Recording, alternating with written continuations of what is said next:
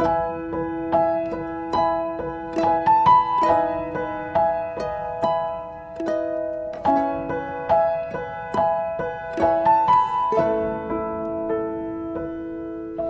siang semuanya.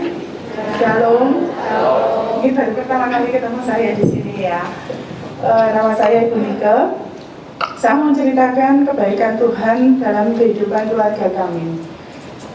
Tepatnya tahun 2018, keluarga saya ada masalah finansial, di mana perusahaan suami saya yang sudah dibangun sejak 6 tahun sebelumnya mengalami masalah yang sangat besar, di mana ini usahanya kontraktor ya, membangun sebuah gedung yang akan digunakan untuk rumah sakit di Jakarta.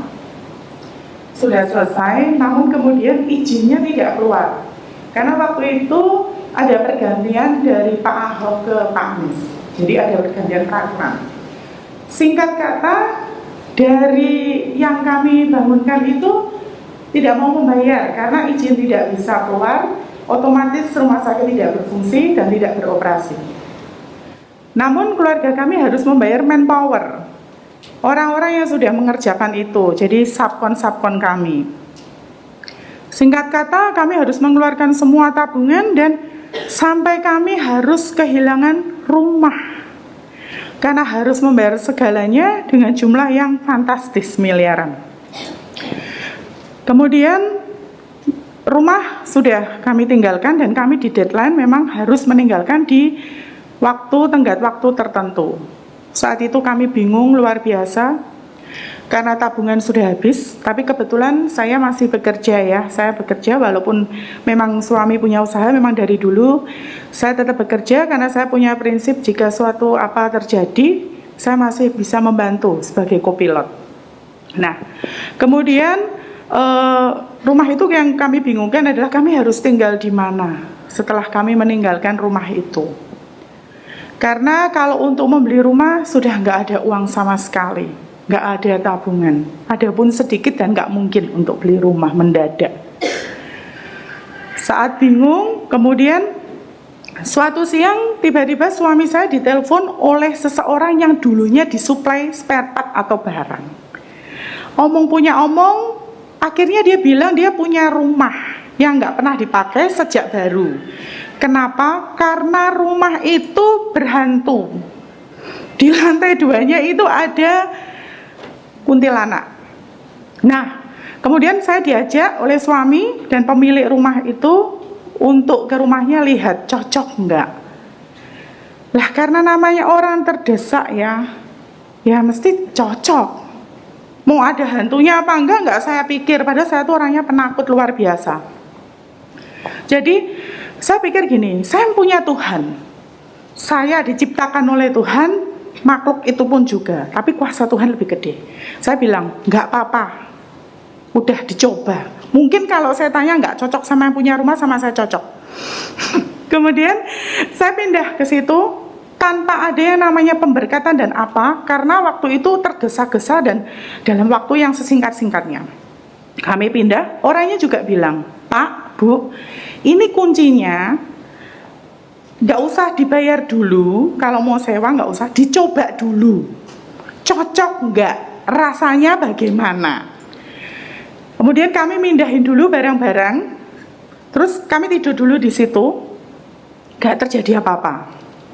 1 hari, 2 hari, terus 3 hari kami laporan, Pak nggak apa-apa kok Pak. Tapi terus terang kalau untuk pembayaran, saya nggak punya kalau uang kontan langsung saat itu untuk dibayarkan. Dia bilang, nggak apa-apa Pak, bayarnya nanti aja. Kalau punya uang ada dananya. Yang penting rumah saya nggak lama kosong, nanti semakin angker Pak. Karena semua nggak ada yang mau di sini. Oke, kemudian 1 minggu, 2 minggu, akhirnya 1 bulan kami bilang, oke Pak cocok. Dan satu hal, tiba-tiba suami saya itu udah 6 tahun ya, berarti nggak bekerja karena kerja sendiri, dan usianya juga udah nggak muda karena di atas 40 tahun, yang mana notabene biasanya susah mencari pekerjaan di atas usia 40 karena sudah lama meninggalkan pekerjaan. Tiba-tiba ada juga yang menelpon bilang, Pak, ini perusahaan multinasional ya, itu butuh karyawan. Suami saya nggak tanya jabatannya apa, udah nggak, yang penting kan bisa kerja. Nah, dia siapkan semua dokumen. Ternyata jabatan yang dibutuhkan itu jabatan yang suami saya selama bekerja nggak pernah juga mendapat jabatan itu, sebagai RM, Regional Manager. Dengan berbekal dari kemampuan dan pengalamannya di masa lalu bekerja, semuanya dimudahkan Tuhan, dilancarkan Tuhan, semuanya gampang banget. Mulai dari tes apapun itu lolos semua. Dan padahal kandidatnya juga banyak. Puji Tuhan, dia diterima. Nah, selama, ini flashback sedikit ya, selama dia nggak bekerja, untungnya saya masih bekerja. Itu pernah kami mengalami, jadi udah nggak punya rumah, udah nggak punya mobil, masih ada satu yang dipakai untuk operasional. Itu kami beli bensin itu 20.000. Kalau sekarang mungkin 10.000 ya, cuman berapa kilometer ya, itu 20.000. Ngantar saya, jadi udah pindah kan rumahnya di Tembalang, ngantar saya di Jurnatan, di Mataram itu 20.000 itu bisa seminggu lebih. Padahal kalau dipikir secara matematika, kayaknya nggak mungkin. Tapi itu dimungkinkan Tuhan. Jadi benar-benar ngerti kalau uangnya tuh mepet banget. Nggak punya uang lagi, pas-pasan, jadi harus diirit-irit. Caranya gimana? Di luar akal kita, Tuhan sendiri yang menyediakan. Jadi memang benar apa yang ada di Alkitab, apa yang nggak pernah kita dengar, apa yang nggak pernah kita lihat, dan nggak pernah kita pikirkan, itu yang disediakan Tuhan. Amin. Kemudian saya yang biasanya nggak pernah bisa masak, karena selalu kerja, dulu waktu rumah saya di tengah kota, saya nggak pernah masak. Saya malah dulu kalau ngomong sama teman-teman gini, kalau saya masak itu jadi racun, karena nggak bisa masak, nanti ngawur. Ternyata setelah rumah saya pindah jauh, saya sekarang bisa masak. Jadi lebih irit lagi karena nggak jajan, nggak beli. Akhirnya semuanya itu dimampukan Tuhan. Jadi Tuhan kirim orang-orang yang istilahnya sangat membantu, mensupport. Walaupun itu bukan saudara sekandung atau keluarga, karena keluarga langsung menjauhi. Karena takut, waduh, ini sudah nggak punya uang, ini nanti jangan-jangan kalau ketemu malah ngerepotin saya. Jadi sama sekali kita kayak dijauhi. Tapi dari situ satu peristiwa yang saya ingat, bahwa kalau kita ada masalah itu sebenarnya di mana Tuhan itu mau menunjukkan sebenarnya siapa teman kita, siapa saudara kita, dan bagaimana mereka pribadi, lepas pribadi, apa yang dinilai mereka terhadap kita. Jadi semuanya tuh nampak semua, kelihatan sedetail-detailnya. Nah, kemudian kami hari lepas hari kami jalani dengan kondisi kami yang seperti itu, bertambah lama, lambat laun, itu arahnya itu kita sedikit-sedikit tuh jadi naik. Jadi yang dulunya benar-benar di titik nol di tahun 2018 itu terus sampai puji Tuhan hari ini. Kemudian pada tahun itu 2018, di saat saya benar-benar sudah down, itu sampai saya kena penyakit, itu penyakitnya dua sekaligus. Satu, itu yang namanya cacar air. Saya umur 40 baru dapat cacar air, itu sekujur tubuh saya dan wajah saya itu jadi kayak setan. Semuanya bentol-bentol, keluar putih-putihnya semua. Kemudian, pokoknya ngeri, plus infeksi usus.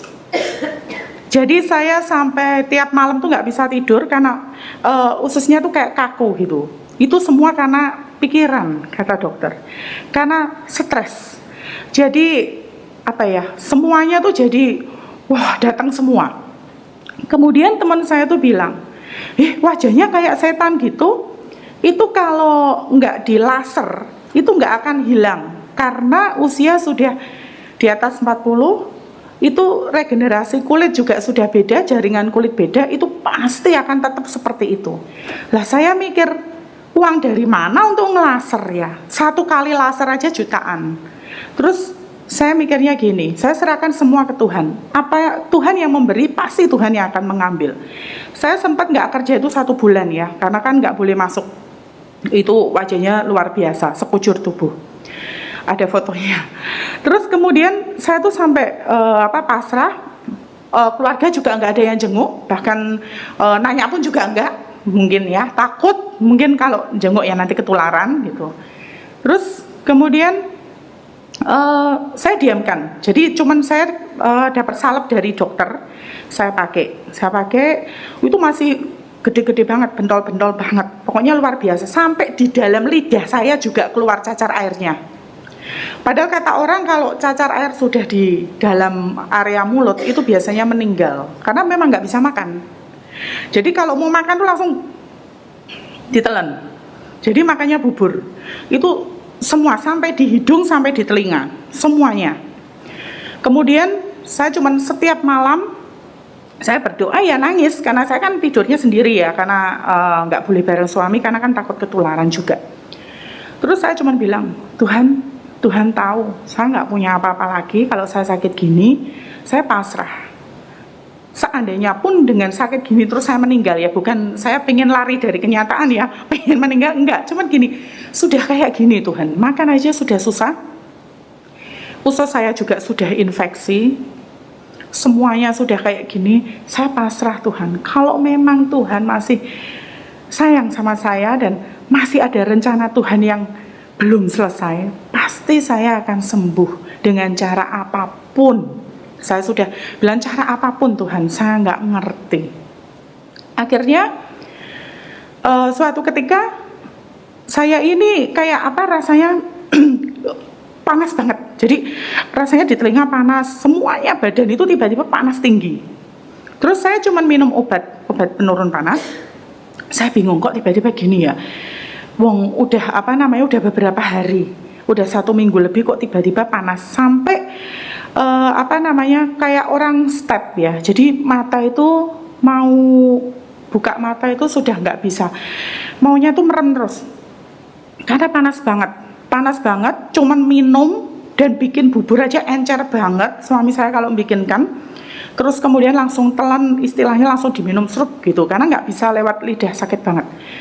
Tiba-tiba setelah panas yang seperti itu, jadi badan panas kayak setep, pokoknya sampai rasanya tuh sudah kayak mau mati, karena udah kayak nggak sadar, pokoknya udah nggak mandi beberapa hari juga, sakit panas. Nah setelah itu 2 hari kemudian siang, tiba-tiba saya lihat loh, kok yang di tangan saya tuh sudah mimpes, yang gede-gedenya itu udah mimpes.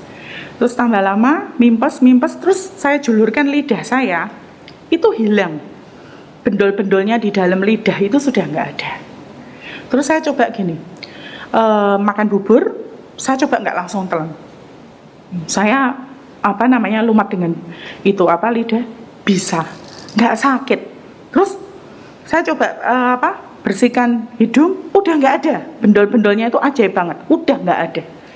Kemudian di bagian belakang saya raba juga udah nggak ada, udah mimpes semua.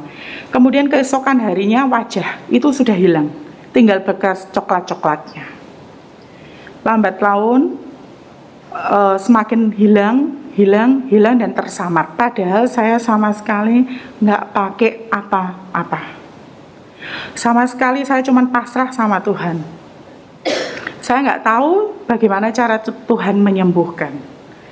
Kemudian saya kembali bekerja dan teman saya nanya, loh Bu, katanya sakit cacar air. Iya. Lah itu wajahnya kok masuk udah bersih. Jadi kurang lebih 1 bulan ya. Kemudian ketemu bilang, kok wajahnya udah bersih? Itu dilaserkan di mana? Didokterkan di mana? Enggak. Terus saya tunjukin fotonya, semua pada jijik. Ih, kok kayak gitu ya? Gila nih banget, kayak setan. Iya. Terus nggak pakai apa-apa? Enggak. Terus dia bilang, kok bisa? Bisa, doa. Saya bilang pasrah aja sama Tuhan. Kalau kita pasrah mengandalkan Tuhan, nggak dengan cara kita stres sendiri cari apa-apa lah, gimana mau cari ya uangnya aja nggak ada, kan ceritanya gitu. Terus dia bilang, hebat ya, kok bisa gitu? Bisa. Karena aku punya Tuhan yang luar biasa.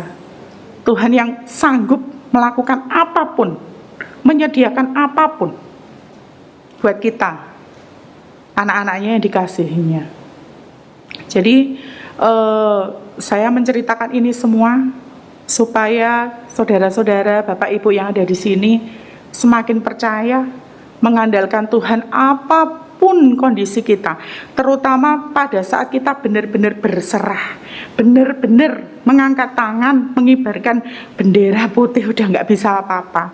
Itu Tuhan yang berkarya luar biasa. Karena saya ngomong gini karena saya benar-benar ngerasain banget. Ditambah lagi saya bisa tahu PD Victory, kenal Bu Eli itu karena saya tiba-tiba dapat quotes-nya dari Instagram. Dan quotes itu di tahun 2018 itu quotes yang persis sama dengan keadaan saya. Dan saya merasa itu bukan kebetulan, tapi itu sudah rencana Tuhan semuanya. Saya tiap hari baca quotes, selalu kan ada tiap hari saya baca. Quotes-nya kok cocok terus ya. Mengena banget. Akhirnya yang selama sebelum itu saya selalu terkadang di dalam posisi masih belum di titik terendah dan titik nol. Itu kadang kita masih menggunakan kekuatan, kepercayaan diri kita dan pikiran kita. Kadang saya, oh ya ini mesti gini, ini mesti gini. Mungkin itu Tuhan juga mau menegur. Karena selama ini saya merasa, oh iya ini gini. Jadi saya pakai strategi saya. Tapi ketika di titik nol, saya ditegur lewat finansial, itu nggak cuma finansial yang ditegur, saya merasa pribadi saya juga berubah. Yang dulunya biasanya saya selalu, oh ini pakai strategi ini begini, ini begitu. Sekarang pada saat itu saya benar-benar nyerah, kalah, pasrah. Kemudian disitulah saya baru merasa, oh jadi maksud Tuhan menegur saya dengan masalah keluarga di bagian finansial itu semuanya untuk mengubah pribadi lepas pribadi di dalam keluarga saya, mungkin terutama saya, karena yang dulunya pakai strategi jadi sekarang lebih mengandalkan Tuhan, lebih manut apa kata Tuhan. Bahkan saya sekarang apa-apa itu berdoa dulu, nanya dulu, Tuhan ini gimana ya. Percayalah, pasti Tuhan akan menjawab, entah itu dengan firman Tuhan atau dengan hamba Tuhan, seorang hamba Tuhan, pasti akan dijawab. Itu yang sekarang saya rasakan. Jadi di dalam pekerjaan pun di kantor, ketika saya harus mengambil keputusan atau suami saya sekarang bekerja menjadi seorang karyawan mengambil keputusan, saya selalu bilang, tanya Tuhan dulu, tanya Bapak dulu. Mungkin kalau kita nganggapnya, oh nggak apa-apa, ini gini, saya di posisi ini, saya bisa memutuskan ini. Tapi kalau kita tanya Tuhan, itu hasilnya bisa berbeda. Dan apa yang kita putuskan, apa yang kita ucapkan, apa yang kita lakukan, itu pasti sudah sesuai, karena kita tanya dulu. Jadi dalam hal ini, saya merasa ikut Tuhan, mengandalkan Tuhan, mendengar suara Tuhan, itu semakin membuat kita kuat, semakin membuat kita itu tahu apa maksud Tuhan dalam hidup kita. Jadi setiap masalah yang kita temui, masalah yang kita hadapi, itu sebetulnya kita harusnya bersyukur.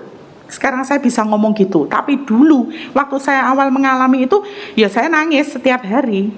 Saya nangis, saya bingung. Caranya gimana ya Tuhan, keluar dari masalah ini, keluar dari masalah finansial, sudah nggak punya apa-apa, terus suami saya nggak kerja waktu itu, menunggu panggilan itu, yang tiba-tiba terus dapat telepon itu semuanya bebannya kan ke saya. Dengan gaji saya bulanan, puji Tuhan saya masih bisa, walaupun ya itu harus diirit-irit.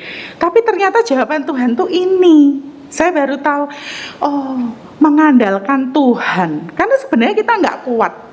Sebagai pribadi sendiri, kita seorang manusia itu nggak kuat kok kalau nggak mendengar suara Tuhan, mengandalkan Tuhan, itu nggak akan pernah kita kuat. Itu sudah saya alami. Kalau kita ikut Tuhan, kita mengandalkan Tuhan, wong rumah yang angker pun ada setannya aja nggak jadi angker sampai hari ini. Bahkan kalau suami saya keluar kota, saya sendirian sama anak saya, malam-malam saya naik ke atas karena harus matiin lampu dan lain sebagainya, nggak pernah kelihatan. Bukan setannya takut sama saya lebih mengerikan daripada dia ya. Tapi semua itu karena kuasa Tuhan. Gitu. Sampai orangnya pun sampai detik ini masih sering menanyakan, sudah pernah lihat? Belum pernah. Kalau dia bilang, kok hebat ya? Saya cuman karena kebetulan yang punya rumah itu adalah imannya seberang kita ya, saudara seberang ya imannya. Jadi dia bilang, kok hebat ya Pak? Apa orang Kristen itu memang benar ya? Setan pun takut sama orang Kristen. Saya bilang, bukan Pak, bukan takut sama orang Kristen, tapi dia tahu siapa Tuhan kita. Dia takut sama Tuhan kita, karena namanya berkuasa. Jadi saya pikir, saya menceritakan ini supaya semua saudara-saudara kita di sini, Bapak Ibu, yuk lebih mengandalkan Tuhan apapun masalah dan pergumulan hidup kita. Karena saya percaya setiap orang pasti punya pergumulan, baik itu besar atau kecil. Semuanya pasti punya selama kita masih hidup. Dan masalah itu dipakai Tuhan itu masa untuk melatih iman kita, untuk semakin bersandar dan mengandalkan Tuhan. Jadi kalau orang bilang gak punya masalah, itu gak mungkin. Karena selama kita hidup pasti ada masalah, pasti ada pergumulan, karena yang diminta Tuhan adalah biar kita semakin mengandalkan Tuhan. Kalau kita mengandalkan Tuhan, kita semakin kuat berdiri, menemui badai kehidupan apapun kita siap. Demikian kesaksian saya. Semoga yang mendengarkan lebih percaya, lebih mengandalkan Tuhan dalam kehidupan sehari-harinya. Terima kasih Bapak Ibu.